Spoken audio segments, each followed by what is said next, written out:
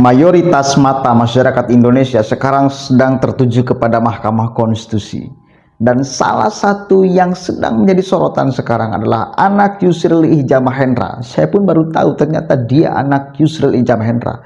Dia yang membacakan bantahan atas seluruh tuduhan dari 01 dan 03. Menarik. Dia urai satu persatu tuduhannya dan dia bantah satu persatu. Dia patahkan seluruh dalil dari 01 dan 03. Ngeri sedap nih.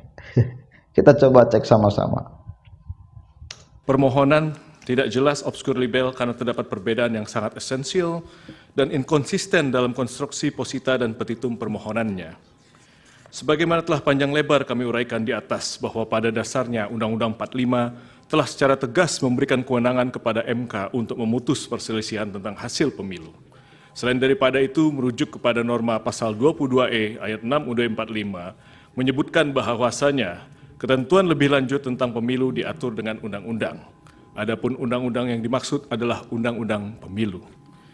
Kendati demikian, perlu harusnya digarisbawahi bahwa keberatan sebagaimana pasal 475 ayat 1 Undang-Undang Pemilu ada terdapat frasa hanya, yakni hanya terbatas pada hasil penghitungan suara yang memengaruhi penentuan terpilihnya paslon atau penentuan untuk dipilih kembali pada pemilu presiden dan wakil presiden. Bahwa sejalan dan senantiasa berpedoman kepada norma-norma yang berkenaan dengan kewenangan MK sebagaimana disebutkan di atas, kemudian melalui PMK nomor 4 tahun 2023, MK telah memberikan pedoman bagi tiap-tiap pasangan calon presiden dan wakil presiden yang merasa berkeberatan dengan jumlah hasil suara sah yang ditetapkan oleh KPU RI untuk dapat mengajukan suatu permohonan pembatalan atas penetapan hasil penghitungan perolehan suara oleh KPU RI dengan menggunakan formalitas dan sistematikanya yang ditentukan secara spesifik. Untuk selanjutnya tidak kami lanjutkan karena memang kami mengutip pasal 8 PMK nomor 4 nomor tahun 2023. Bahwa selanjutnya terkait dengan formalitas konstruksi permohonan pemohon sebagaimana termuat pada halaman 18 dan 19 permohonan, pemohon menyatakan bahwa hasil penghitungan suara yang diperoleh oleh pihak terkait menurut pemohon di 38 provinsi plus di luar negeri dengan jumlah 0 suara. Kesalahan perhitungan demikian didalilkan oleh pemohon dengan narasi-narasi adanya pelanggaran TSM berupa nepotisme dan pelanggaran prosedur yang merusak integrasi Pilpres 2024 dan merupakan pelanggaran terhadap asas-asas dalam pelaksanaan pemilu sehingga suara pihak terkait menjadi 0. Bahwa bila mana kemudian mencermati dan merujuk pada bagian petitum dalam pemohonannya, pemohon bukan memintakan kepada majelis hakim untuk menyatakan perhitungan sebagaimana yang benar menurut pemohon, akan tapi konstruksi petitum yang dilimitasi oleh PMK nomor 4. Akan tapi pemohon justru memohonkan kepada MK untuk mendiskualifikasi pihak terkait dan memerintahkan kepada termohon untuk melakukan pemungutan suara ulang. Sebagaimana permohonan petitumnya tidak kami sampaikan. Merujuk pada petitum yang diajukan pemohon di atas, setidaknya ada dua hal yang hendak pihak terkait tanggapi. Yang pertama, kembali merujuk kepada pasal 8 ayat 6 PMK nomor huruf B PMK nomor 4 tahun 2023. Pemohon memang di dalam posita permohonannya telah menyampaikan klaim hasil perhitungan perolehan suara menurut pemohon. Akan tetapi kemudian pemohon tidak meminta penetapan klaim tersebut di dalam petitumnya. Dengan demikian telah menjadi jelas dan terang bahwa permohonan yang diajukan oleh pemohon merupakan permohonan yang tidak selaras dan oleh karenanya menyebabkan permohonan menjadi obskur. Kedua, terdapat kerancuan dan kekacauan jalan pikiran serta redaksional di dalam petitum butir 3 permohonan. Pemohon meminta mendiskualifikasi pihak terkait dalam keputusan KPU nomor 1632 tentang penetapan paslon presiden dan wakil presiden tahun 2024 dan seterusnya. Sebagaimana yang kita ketahui bahwa dua keputusan KPU RI itu tidak terkategorikan sebagai suatu ketetapan yang masuk dalam ranah penghitungan hasil pemilihan umum.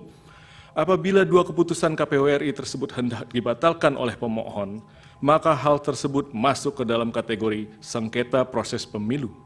Dan hukum telah mengatur mekanisme penyelesaiannya melalui Bawaslu sebagaimana pasal 466 sampai pasal 469 Undang-Undang Pemilu.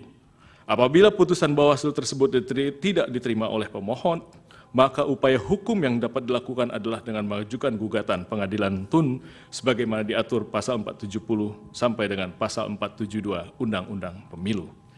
Bahwa berdasarkan uraian dan argumentasi yuridis di atas, pemohon tidak dapat memberikan pertimbangan yang konkret kepada Majelis Hakim Konstitusi yang mulia, sebagaimana marwah dari sengketa perselisihan hasil pemilihan umum.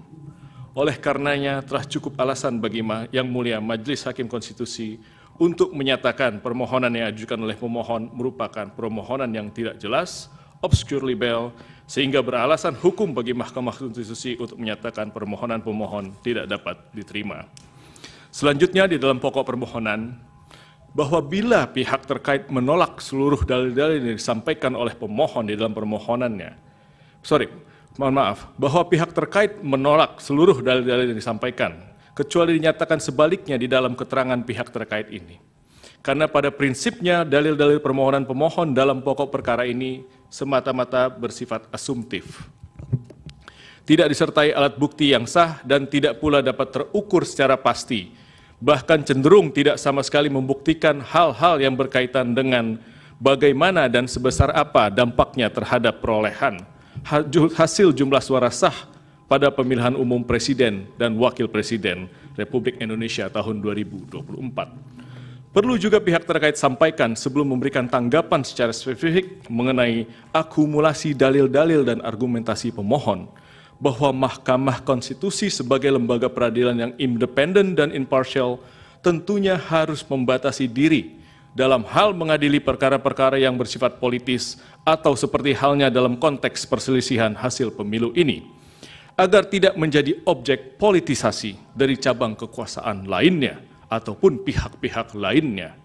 Namun mengingat fenomena judicialization of politics merupakan sesuatu yang tidak dapat dihindari saat ini oleh Mahkamah Konstitusi, maka menjadi suatu hal yang penting dan utama bagi Mahkamah Konstitusi untuk mengedepankan prinsip pembatasan diri atau judicial restraint dalam memutus perkara perselisihan hasil pemilu agar nantinya Mahkamah Konstitusi tidak menjadi objek politisasi.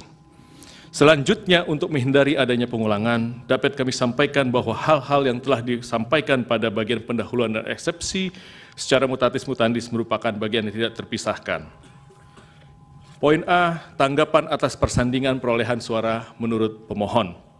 Bahwa dalam halaman 16 sampai dengan 19 permohonan, pemohon menyampaikan persandingan perolehan suara menurut pemohon berdasarkan SK KPU 360 dan berita acara KPU RI nomor 218 tanggal 20 Maret 2024. Bahwa berdasarkan keputusan termohon dan SK 360 tersebut, perolehan masing-masing pasangan calon yang nomor urut 1 sejumlah 40.971.906 suara, pasangan calon nomor urut 2 96.214.691, pasangan calon nomor urut 3 27.040.878, sehingga total suara sah adalah 164.227.475. Sedangkan apa yang menjadi perbedaan di dalam jumlah suara sah yang terdapat di dalam putusan KPU tersebut adalah di mana pasangan calon nomor urut 2 adalah 0. Sehingga total suara sah berbeda yang tadinya sejumlah 164 juta hingga tinggal 68.012.784. Pemohon dalam permohonannya sama sekali tidak membuktikan dasar-dasar perhitungan yang didalilkan. Alih-alih pemohon malah mendalilkan hal-hal yang bersifat kualitatif mengenai dugaan berbagai kecurangan dan pelanggaran yang dilakukan oleh beberapa pihak yang tersajikan dalam bentuk narasi. Sementara narasi-narasi itu bukanlah merupakan alat bukti dalam hukum acara Mahkamah Konstitusi. Pemohon wajib menguraikan secara jelas, spesifik, dan gamblang, baik siapa yang melakukan, apa yang dilakukan, di mana dilakukannya, bagaimana melakukannya, mengapa dilakukan, dan inisiatif siapa yang melakukan dugaan kecurangan dan pelanggaran itu terjadi. Terlebih dalil-dalil pemohon tersebut tidaklah sesuai dengan pedoman yang telah ditetapkan oleh MK berdasarkan PMK 4 tahun 2023. Pemohon mendalilkan bahwasannya kesalahan perhitungan yang menimbulkan selisih suara terjadi karena adanya pelanggaran yang bersifat TSM dan pelanggaran prosedur pemilihan umum.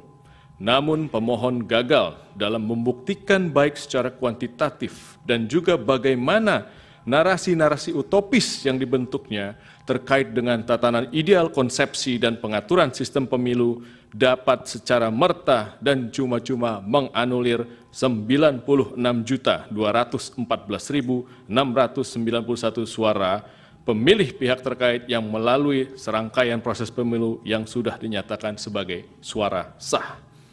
Bahwa sejatinya dalam membuktikan dalil dan argumentasi kuantitatif mengenai angka-angka perolehan dalam hal perkara PHU Presiden dan Wakil Presiden, pemohon wajib membuktikan secara by data apakah terjadi kecurangan, penggelembungan, atau pengurangan suara dari pemohon itu sendiri.